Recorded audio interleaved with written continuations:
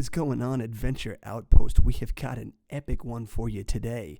That's right, we're talking about Disney World. And anyone who knows me knows that I am a huge Disney World fan. This will be my 21st trip to this holy place, and it may just be the most epic one yet. That's right, we're doing 8 days of Disney mayhem for my 30th birthday. That's right, baby, we're doing it big. And I thought for today, a fun thing to do would be to run down this epic itinerary so that you guys can follow along with my adventures on Instagram while we're there next week. So let's get down to brass tacks.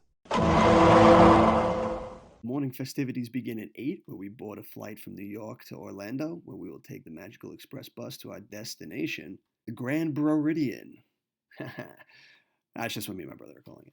But this place I am seriously excited to be going back to. I haven't been here in a few years, and I am very excited to see what it's going to look like around Halloween time. Once we get checked in, it's immediately over to Animal Kingdom, where we have fast passes for Kilimanjaro Safari at 3, Dinosaur at 4:25, and Flight of Passage at 6:40.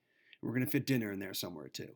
And then we're popping over to Epcot so that we could be there in time for the new fireworks special, Epcot Forever, which starts at 9. And I am super excited. I was a little disappointed that Illuminations was leaving, but with the new direction that Epcot's going in, I totally understand why they would have something new to take its place.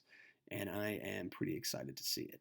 I've managed to stay away from POV videos of it, so I am going in totally fresh.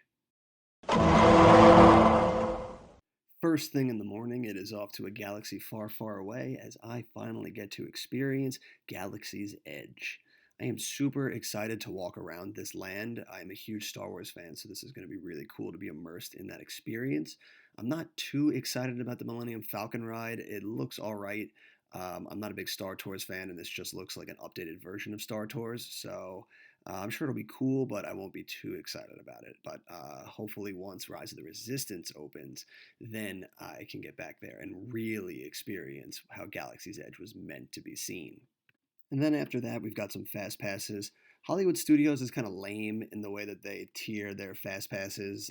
For instance, you can't get fast passes to Tower of Terror, Rock and Roller Coaster, Slinky Dog Dash, and Toy Story Midway Mania. You would only be able to choose one and then have to settle for lower tier rides after that, which kind of is lame because all the lower tiered rides are basically shows, and most everything outside of those rides that I named before aren't really worth wasting a fast pass on, so that kind of sucks. And the one we settled for was Toy Story Midway Mania, since it was the one that everybody really could enjoy. Some people in our party aren't the biggest fans of Tower of Terror, Rock and Roller Coaster, so that's fine. So we all went with Toy Story and then settled for a Muppets and a Star Tours to basically waste those out. And then from there, we're going to do an afternoon chill out hopping over to Epcot, where we'll get to experience the Disney Skyliner for the first time, hopefully without incident. And then it's off to Mickey's Not So Scary Halloween Party, where we're all going dressed as Jungle Cruise skippers. And I couldn't be more excited for this. The Christmas one that I went to last year was incredible, so I'm expecting big things from this one. It's right back to the kingdom in the morning, where we're having breakfast at Beauty and the Beast's castle, followed by 3 sweet fast passes on Space, Splash, and that old boy Peter Pan. From there, it's a quick step back in time to the 50s, where we have a lunch reservation for that Primetime Cafe, where afterwards we'll pretty much just chill out in Hollywood Studios, taking in whatever shows we feel like Indiana Jones, while we prepare ourselves for my favorite event, Disney Animal Kingdom After Hours, baby. That's right. This event is so awesome, and I highly recommend it for anyone that hasn't done it. I did it last year, and it was amazing. Literally 5-minute waits for every ride. That includes both Pandora rides. We rode it until we couldn't stand to listen to that pre-show anymore, and then we rode it some more.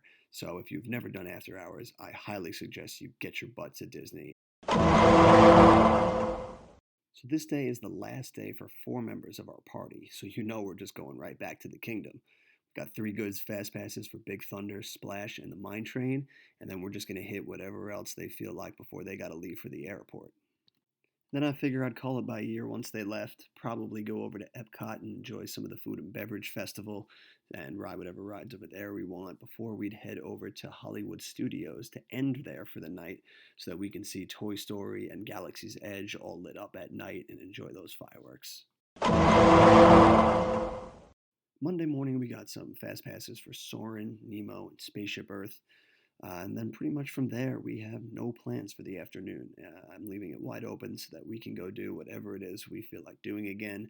We really have nothing to do until later that night when we head back over to the Magic Kingdom for Happily Ever After, baby. This is my favorite fireworks special I think that Disney has ever done. It hits me in all the right emotions. I seriously cannot get enough of this fireworks special.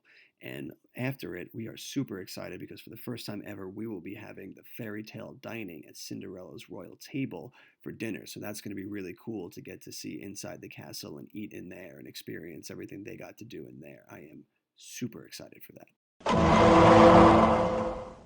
Tuesday morning, we're rocking back up at Animal Kingdom where we've got Avatar, Dinosaur, and Everest as our fast passes.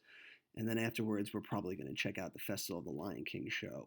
I was never really one to waste my time with shows too at Disney, with the exception of the Indiana Jones one. But I've heard so many good things about this show from people in like the Disney groups that I'm in that I figured that I should probably give at least this one a shot. And then from there, the rest of the afternoon we pretty much have open. I tend to always leave the afternoons open when I go to Disney because that's usually when it's at its most crowded. So I kind of like to just keep an open mind with what I'm going to do because stuff can change depending on how long you see a line you can be when you're there. So I tend to like to keep it open so that I can just float around as the world unfolds around me, as they say. And then at night, we're going to rock back over to Epcot so we can get another performance in of Epcot Forever, especially for my brother. He's not coming down until Friday, so he'll miss the first one. So this will be a chance for him and his girlfriend to catch it. And then we got magic hours from 9 to 11. Wednesday, baby. This is the stacked day. So we start in the morning at Epcot. We got Frozen, Living with the Land, and Spaceship Earth as our fast passes. And then from there, things are going to get interesting. We're still a little bit on the fence exactly what we're going to do, whether we're going to be crazy and go for 4 or just settle for 3. But we really want to go to Islands of Adventure so that we can ride the new Hagrid roller coaster.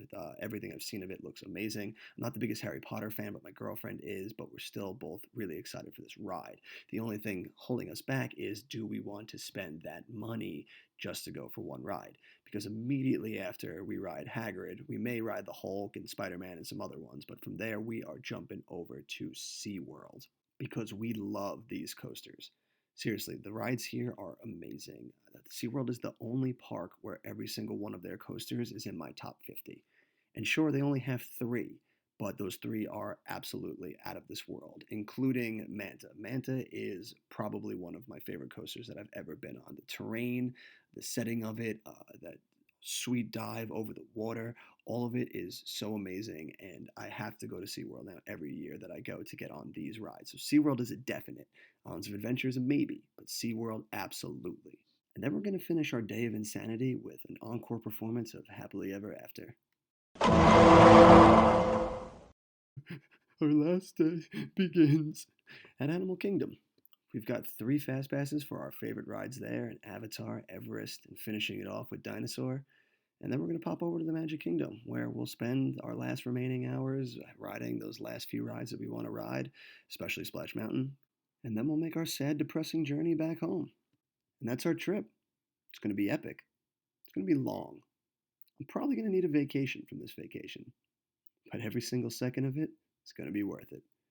Be sure to like, comment, subscribe if you enjoyed this video. And if there's anything at Disney you think I should be doing that I haven't said, leave it down in the comments for me. Until next time, adventure on.